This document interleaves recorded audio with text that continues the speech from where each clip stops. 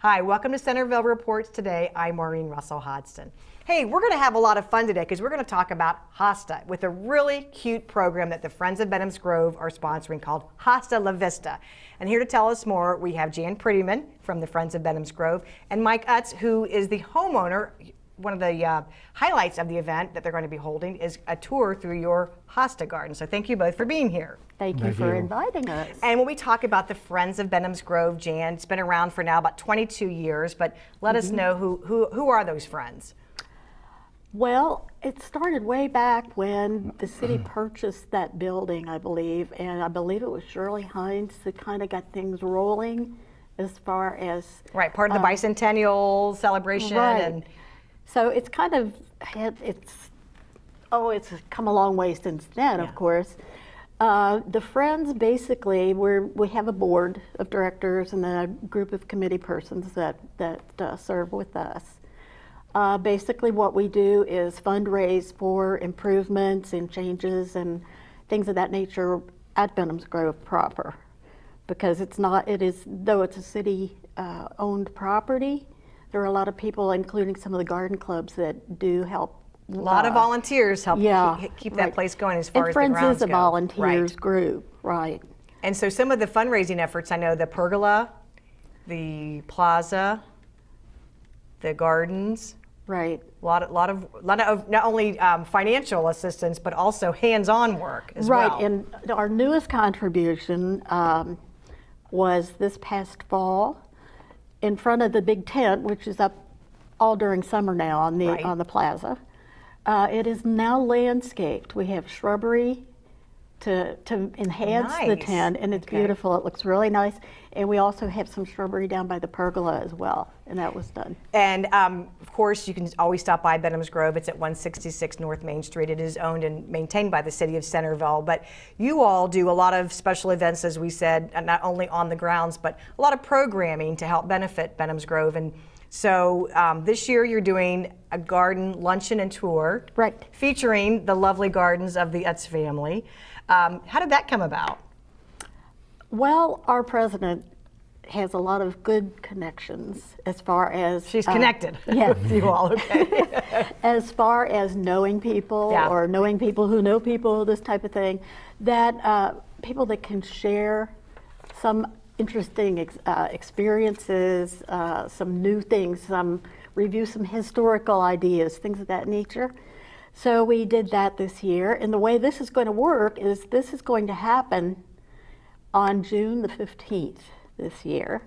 And just to give you an idea of the program, it will start at 9:30 in the morning, and this will be registration time at Benham's Grove. Okay. Everybody who is planning to attend needs to show up at Benham's, at which time you will get your handouts. And after that is taken care of, around 10 o'clock or so, people will proceed like in their own vehicles. So transportation isn't provided. Once you register and get checked in, then you'll be set to go on your way. Right. Okay. The tour will be kind of self-guided. Mike will be talking about his planting and the history behind it and all this type of thing. Approximately 11 o'clock, their attendees are asked to come back to Benham's Grove, where we will have a salad bar luncheon. Okay. And the addition of a speaker during the luncheon. We'll talk about the horticultural side of hosta raising. Okay, so it's all about hostas. That's all. Hence the name, right? That's right. That's right. So, Mike, your home was chosen. I think a lot of people are aware that you have a lot of hostas, a lot of hosta gardens in your house. Tell us about those gardens. Okay, well, I started clearing some honeysuckle when we bought the property that bordered the area. And how long ago was that? Overtaking, probably maybe 12 years ago. Okay.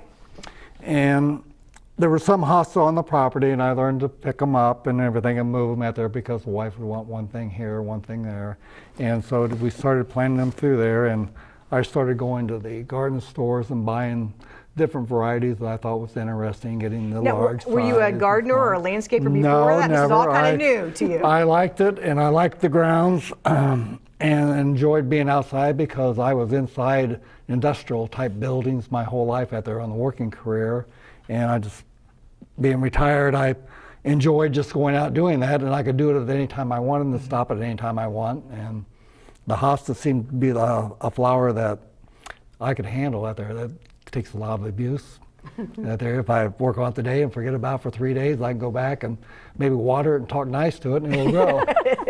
So, They are forgiving. and that's where I also. started that there, and I got interested when I found out how many varieties that are available out there, and then each variety has miniature, regular size, or giant, and so I started buying the ones I like out there. I thought, well, this isn't going to work out very well out there. I'd get a pickup truckload of hostas to come home. I wouldn't have any money for the rest of the month.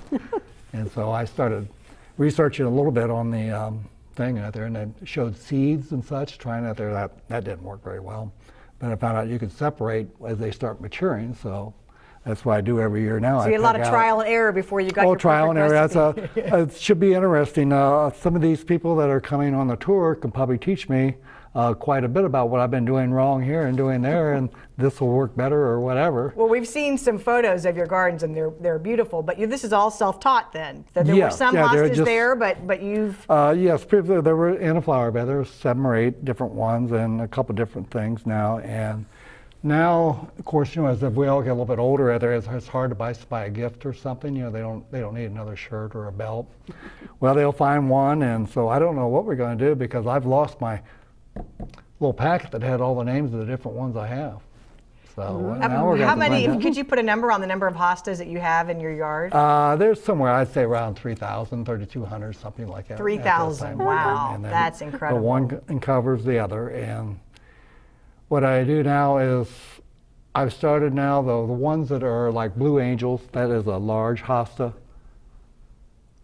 They are recovering. I had maybe like 25 plants that I had bought, and I separated all those last fall out there as much as I could and separated out there. They're going, and this year I'm going to pick out some other ones.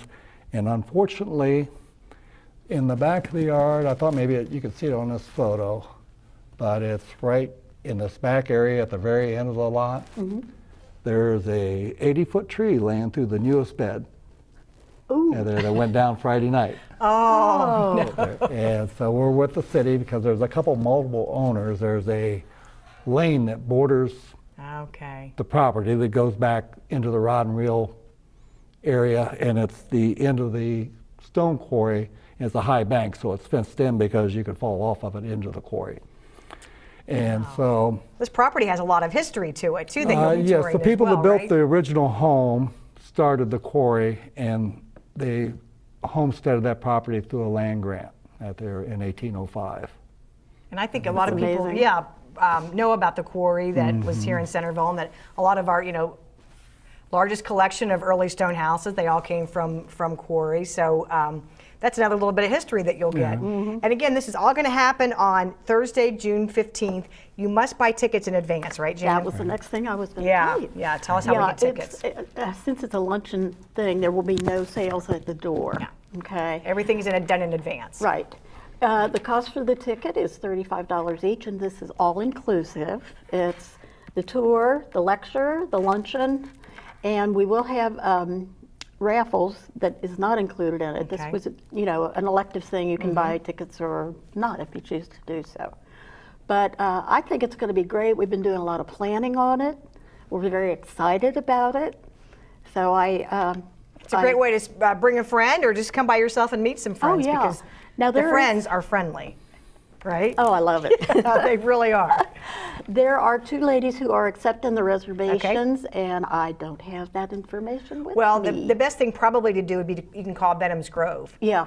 You can call 433-1913 and you can get more information about tickets, but you do need to get your reservation in at least by June 8th, right? Exactly. Yeah, right, that's a because Friday. that way you can know who's going to be in attendance, and then they'll give you more information about the morning. But we also want to say your guest speaker is Bob Iams, who's the Ohio State University horticulturist as well, right? Exactly. So you're going to get advice from an expert on hostas that you're self-taught expert.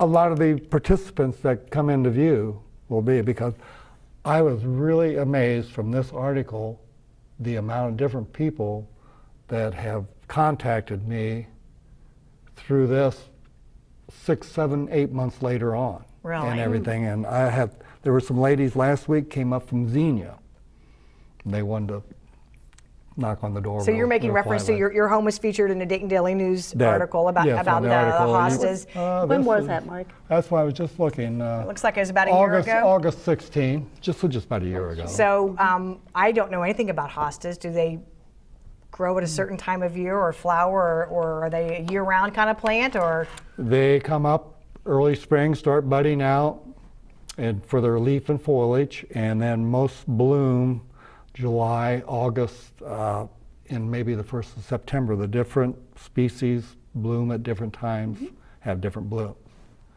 And from what I understand, they're trying to develop the flower more. That's why all these different varieties okay. are You've out got there. That species was more of a flowering plant that the flowers last longer.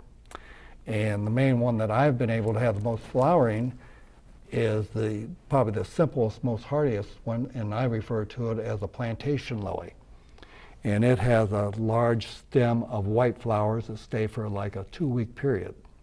okay. Out there, and that's the best one I have. Other ones come out, maybe the flowers are only 2 or 3 days.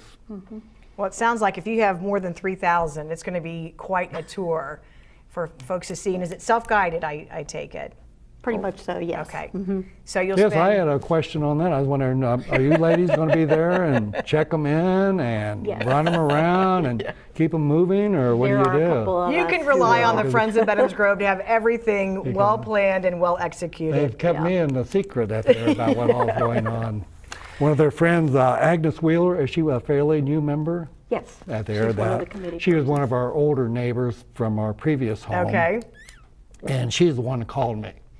Well, And in I'm sure fact, they appreciate that you're opening up your gardens for this tour. Agnes is a point where I've received a lot of hostas. She lives in Yankee Trace, and she had like 10 hostas on each side of her patio, Okay. and they're limited about the amount of space they have. Well, they overgrew all her spaces and everything, so she called me and asked me whether I would come over and separate them out, and I could have everything and replant 3 or 4 where she wants it, so she can plant regular flowers. And so I did that, and that's what she's remembered this and came back along through it. And quite a few different friends and people have done the same thing, or else they have changed their landscaping needs and such, and they've thrown them out, and I go to their house and I'll just pick them up. They'll be in buckets and they look like Well, they're as I say, dead. it sounds but like hostas are the gift that keep on like I giving, say, right? Maria They just said, keep. I say it's something I can grow, so anybody could. Anybody can grow it. And so again, this is on Thursday, June 15th. You can call 433-1913 for more information about the event. It's $35. Right. All the proceeds benefit and go right back into more projects for the Friends of Benham's Grove. And you don't need to be a gardener to be a member of the Friends of Benham's Grove. Just tell us, Jan, how people can find out more information about the Friends. Also, the same number you just gave. Okay. Because the administrator there is very, very friendly and very pleasant, and we'll give them any kind of information they need. So it's just really a support organization for Benham's Grove. Yes, it is. And it's really a looking service- great. service organization Yeah, type early early in the season yet, but things are looking nice and bright. And what's your favorite hosta if you had to pick one? Well, I have to look the name of it. I found it growing under another one. Another way I get hosta, when all the box stores finish up, October 10th, I think is the date I have.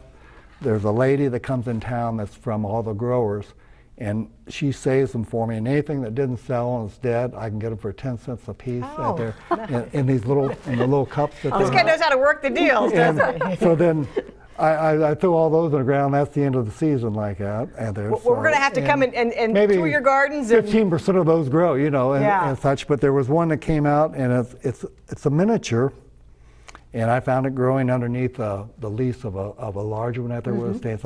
And it has the brightest yellow orange in the middle and bright green and blue in it. Wow. And so I've got it set out in one spot where I'll be able to find it.